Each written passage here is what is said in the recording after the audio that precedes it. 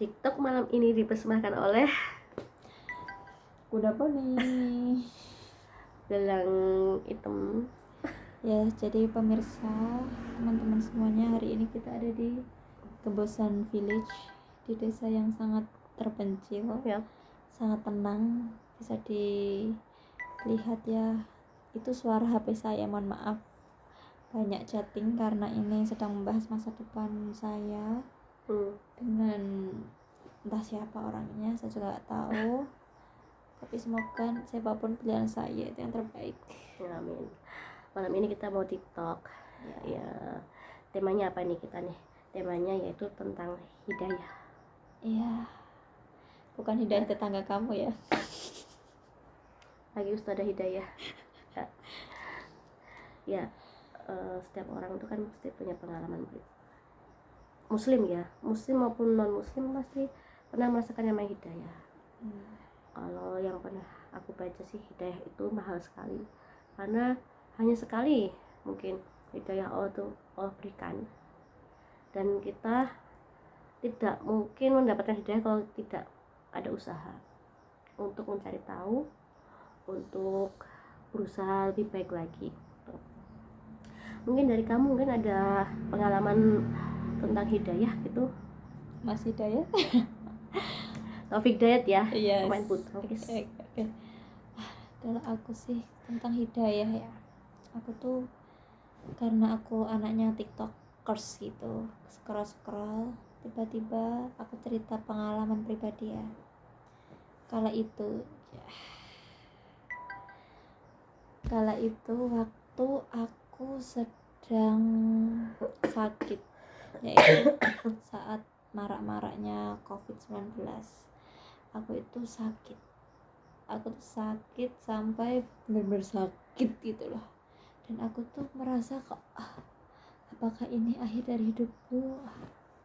Mulai saat itu pun aku menjadi panik karena aku belum siap untuk menyiapkan bekal bertemu dengan yang maha kuasa.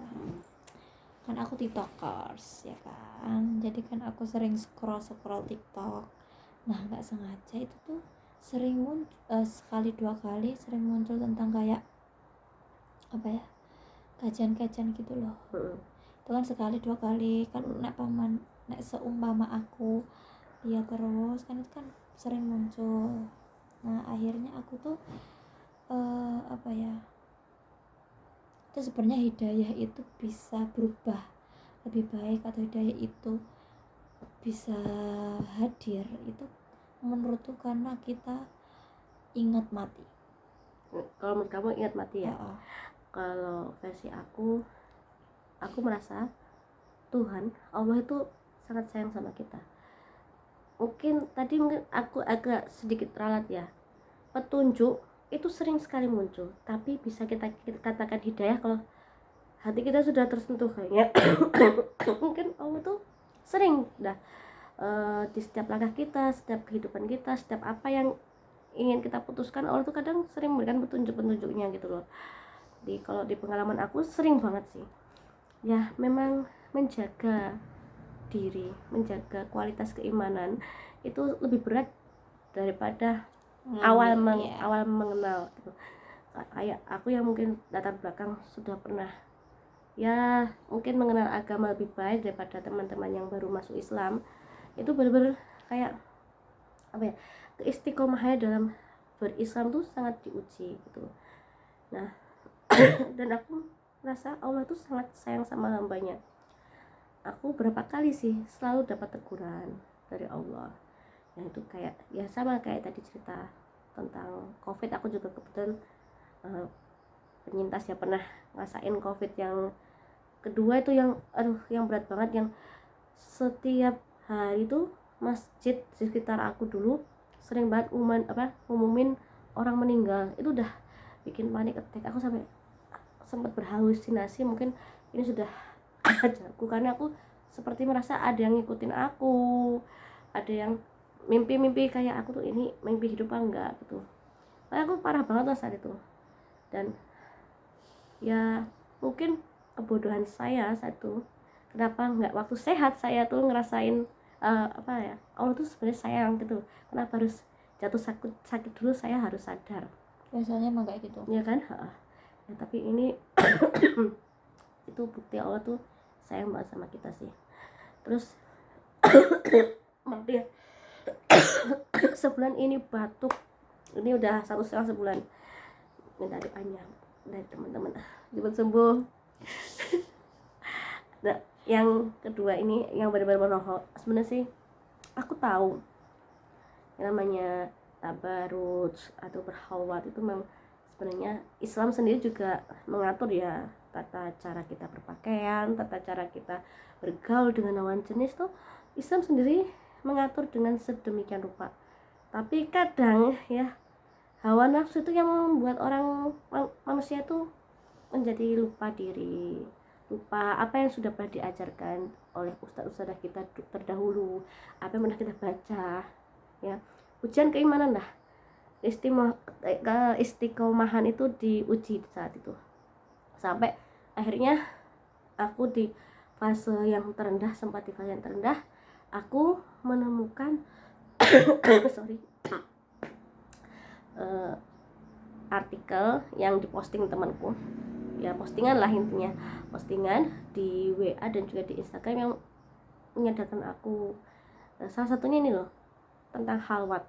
Jadi berhalwat itu apa ya, berdua-duaan dengan lawan jenis. Itu enggak, di zaman yang era modern sekarang tuh enggak harus pergi berdua kemana gitu, dengan media HP lah ya, HP kita hahi dengan lawan jenis itu tuh ternyata udah berhalwat, apalagi di dalam satu grup gitu.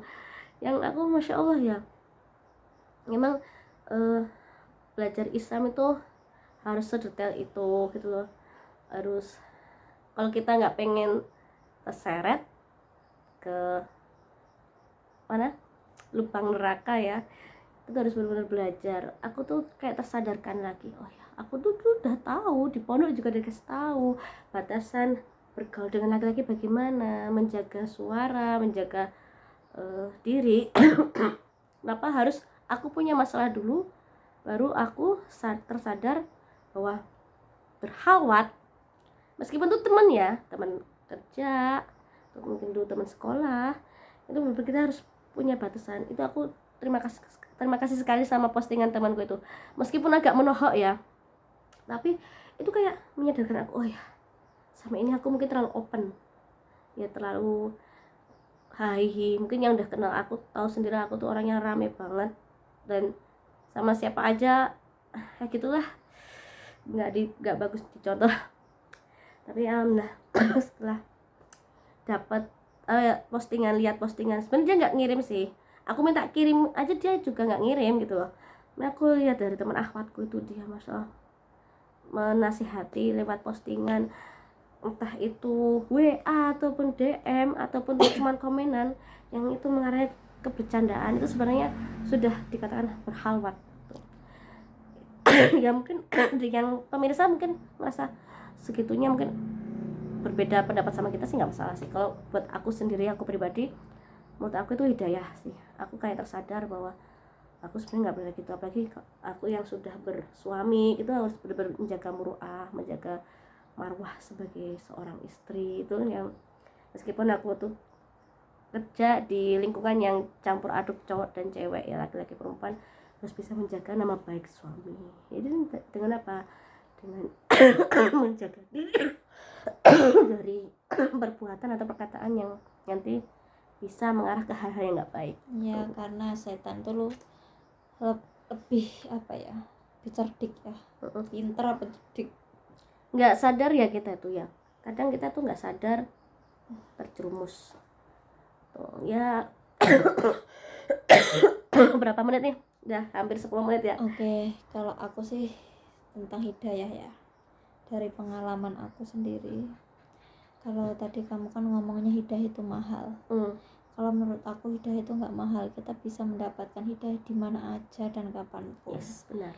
Dari apapun, contoh story, postingan story itu kan bisa jadi hidayah buat kita. Nah, yang sulit itu tuh bukan hidayahnya, tapi kemauan kita. Kita tuh mau nggak mengambil hidayah itu yang mahal, Cin. Menurut aku itu yang mahal. Karena apa? Nalar kita nyampe nggak sama apa yang kita lihat, apa petunjuk-petunjuk yang Allah kasih di sekitar kita. Kalau nalar kita nyampe berarti hidayah itu mahal, tapi kalau nalar kita nggak nyampe ya belum bisa disebut hidayah itu. Bukan, terkadang gini contoh ya. Gini aja deh, hidayah belum nyampe maksudnya ya. Contoh ada postingan story, postingan atau lewat artikel tentang kita banget gitu, kita tahu, kita paham, oh kayak gini, tapi kita hanya mengiyakan aja di saat itu aja, tapi kan tidak dilakukan. Itu kan berarti contoh kan itu ada hidayah di depan mata, tapi awak kita itu nggak mau mengambil hidayah itu. iya. Dan yang lebih sulit lagi itu adalah menjaga. Ya, makanya aku sebut mahal, yaitu menjaganya susah, mendapatkan dengan hati yang bersih juga susah, karena butuh nalar dan hati yang bersih gitu loh. Iya. Sebenarnya itu hanya sih, ini aja sih, menurutku mau atau enggak aja. Nah ya, Nek mau kan, nek kalau mau ya, contoh kita mengejar apa ya, punya cita-cita, itu kan kemauan, keinginan, apapun caranya kan, gimana caranya dan itu cita-cita itu kita dapatkan. Sama kayak hidayah yang sudah kita dapatkan, mau nggak menjaganya gitu. yes, benar. Seperti Menjaga itu. sesuatu yang sudah datang, sudah tertanam, tinggal menumbuhkan. Sudah tertanam, tinggal menumbuhkan saja, menyuburkan saja. Itu berat. Kita mau nanam, kayak nanam tanaman kan juga harus merawat, harus diperhatikan, harus dijaga. Ya seperti itu hidayah itu. Kalau hidayah tidak ingin hilang dari diri kita, ya kita harus bisa menjaga.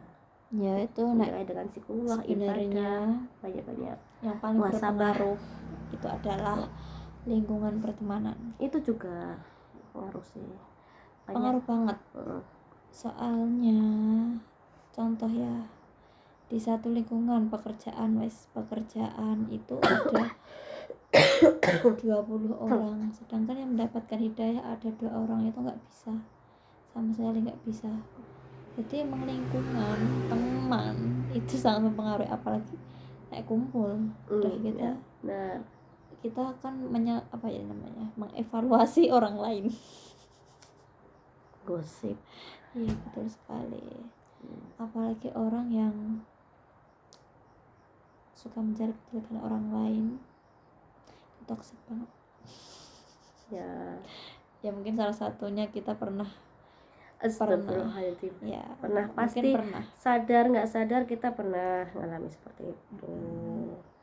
Ya sih, ya ini ya satu, mungkin teman-teman juga pernah dengar, ketika kita membaca postingan orang isinya kebaikan, tapi kita tersindir dan sedikit baper, meskipun mungkin ya bahasanya agak nyelkit, tapi gimana, kayak aku tadi ya, mungkin bahasanya agak menusuk banget. Itu jangan diambil negatifnya dulu, kita ambil sisi positifnya dulu. Siapa tahu dari postingan teman kita atau yang mungkin kita nggak sengaja lihat itu ada hidayah di situ gitu. Selama perkataannya tuh baik, itu hidayah menurut aku. Kalau kita ngerasa kayak aku kayak gitu, aku kayak yang diomongin di postingan itu, alhamdulillah itu sebenarnya hidayah sebenarnya. Kalau kita mau ambil sisi positifnya, nggak usah sakit hati, alhamdulillah itu jadi pahala karena kita mau mengambil hidayah. Tapi kalau kita udah suudon dulu, orang ngapain sini sok suci, nyindir gue ya, kalau gimana, itu udah dosa dulu dah, karena kita udah suudon dulu sama orang gitu. Astagfirullahaladzim. Ya, aku sih sekarang lebih ke apa ya, kalau lihat postingan tuh kayak aku ambil sisi positifnya aja sih, muhasabah. Mungkin teman kita posting hanya iseng-iseng, dia dapat share-sharean. Jadi aku tuh orang yang nggak setuju sama apa ya yang di posting di Instagram gitu. Orang kalau lagi posting sesuatu yang agak galau, mesti lagi galau. Bisa jadi itu hanya apa ya, postingan dia supaya mengingatkan yang suka galau-galau itu supaya kuat gitu loh. Terus ada yang posting kok kayak nyindir terus, bisa jadi dia cuman dapat share-sharean, atau dia mungkin mengalami sesuatu, melihat sesuatu dari lingkungannya, terus dia bikin sebagus itu menjadi postingan yang baik. Aku ambil sisi positifnya aja sih, nggak aku ambil pusing gitu. Orang mau kan innamal a'malu binniyat, orang tuh tergantung niatnya. Aku nggak akan mikir dia lagi nyindir aku nih apa namanya, nggak sih. Aku lebih ke alhamdulillah kalau ada postingan yang seperti itu dan aku merasa kayak kok kayaknya aku pernah ngakuin itu. Menurut aku itu hidayah yang sangat mahal. Bukannya berarti baper ya, bukan, tapi kita bapernya dalam hal kebaikan, bukan baper yang mengarah ke suudzon akhirnya nanti membenci orang membuat postingan seperti itu. Ya tergantung sih postingan tuh. Kalau isinya nyindir doang tanpa ada ilmu, itu jelas itu nggak usah diambil ilmunya. Tapi kalau di dalamnya tuh ada ilmu agamanya dari hadis maupun Quran, ambillah kebaikan dari situ. Ya begitulah ya guys. Mungkin ini agak agak nggak sistematis ya, tidak berurutan. Mungkin kita besok lagi bisa menjelaskannya lebih rapi ya. Ini kan Perdana ya, gerambiang dari depan ke belakang, nanti kembali ke depan lagi, ke tengah lagi ya. Namanya juga ini dadakan guys. Tadi kita lagi ngomongin postingan, tiba-tiba itu namanya hidayah. Nah terus kita langsung buka kamera, kita ngobrolnya malah di depan kamera. Ya mungkin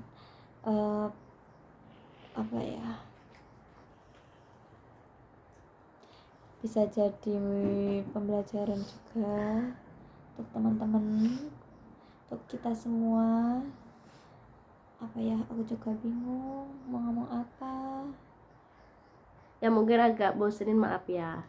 Ini bukan gabut, tapi kita hanya deep talk, saling sharing aja. Tapi emang kurang deep talk sih menurut aku. Mungkin kan udah malam mungkin. Ya mungkin kapan-kapan lagi deep talk. Kalau di depan kamera kan mungkin deep talknya kurang ini ya.